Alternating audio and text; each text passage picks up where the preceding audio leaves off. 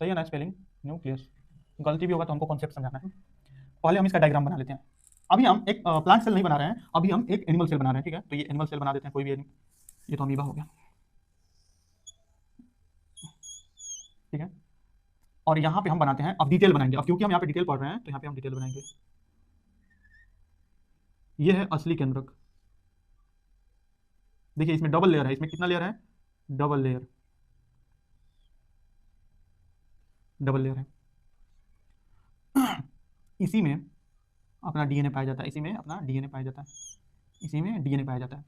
तो केंद्रक के बारे में सबसे पहले ध्यान रखने वाली बात है कि ये डबल, इसमें दो दो परतें होती हैं, एक अंदर वाली इनर मेम्ब्रेन और एक बाहर वाली आउटर मेम्ब्रेन। इनर वाली इनर मेम्ब्रेन यानी कि आंतरिक झिल्ली, और एक आउटर मेम्ब्रेन यानी कि बाहरी झिल्ली। उसके बाद इसके बीच में कुछ छोटे छोटे छिद्र पाए जाते हैं, इनको बोलते हैं न्यूक्लियर पोर यानी कि केंद्रक छिद्र। न्यूक्लियर पोर यानी कि केंद्रक छिद्र। ये क्या है? केंद्रक छिद्र। तो इनको लिख लीजिए, केंद्रक छिद्र या nuclear pore. Nuclear pore, nuclear pore यानी कि केंद्रक छिद्र। केंद्रक, मैं इसका एग्जैक्ट हिंदी नहीं जानता हूं, लेकिन हमको मालूम है पोर मतलब छिद्र होता है। अगर कुछ गलती होगा तो आप सुधार लीजिएगा। केंद्रक छिद्र, बाहरी झिल्ली, आउटर मेम्ब्रेन, आउटर मेम्ब्रेन, बाहरी झिल्ली। कितना आसान है, बाहरी झिल्ली, बाहरी झिल्ली। इनर मेम्ब्रेन, इनर मेम्ब्रेन यानी कि अंदर वाली झिल्ली, यहाँ पे नहीं इधर लिख देते हैं, इनर मेम्ब्रेन, इनर मेम्ब्रेन। आंतरिक झिल्ली लिख लीजिएगा यहाँ पे, आंतरिक झिल्ली, आंतरिक झिल्ली यानी कि अंदर वाली झिल्ली। इसके बीच में क्या है? इसके बीच में क्या है? Chromatin, chromatin. पोस्ट में लिख लीजिए डीएनए। सब समझा दूंगा, क्रोमैटिन क्या होता है, डीएनए क्या होता है, सब समझा दूंगा, ठीक है?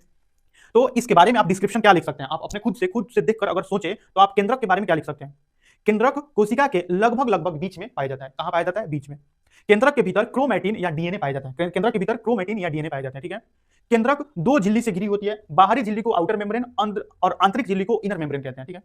उसके बाद केंद्रक में बीच बीच में जहां पे झिल्ली नहीं पाई जाती है उस जगह को न्यूक्लियर पोर यानी कि केंद्रक छिद्र। जहां पे झिल्ली नहीं पाई जाती है उसको न्यूक्लियर पोर कहते हैं। अच्छा, ये पोर होता क्यों होगा? आप सोचिए, पोर क्यों होता होगा?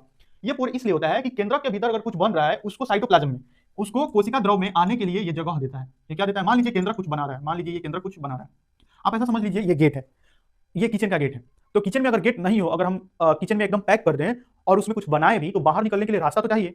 रास्ता चाहिए कि नहीं चाहिए? अगर आप पूरा गेट, अगर किसी रूम को पैक ही कर दीजिएगा तो उस रूम में जो भी है वो बाहर कैसे आएगा? और हम जानते हैं कि जो न्यूक्लियस होता है वो सेल का कंट्रोलिंग सिस्टम यानी कि ब्रेन होता है। सेल का जो ब्रेन है वो क्या होता है? न्यूक्लियस।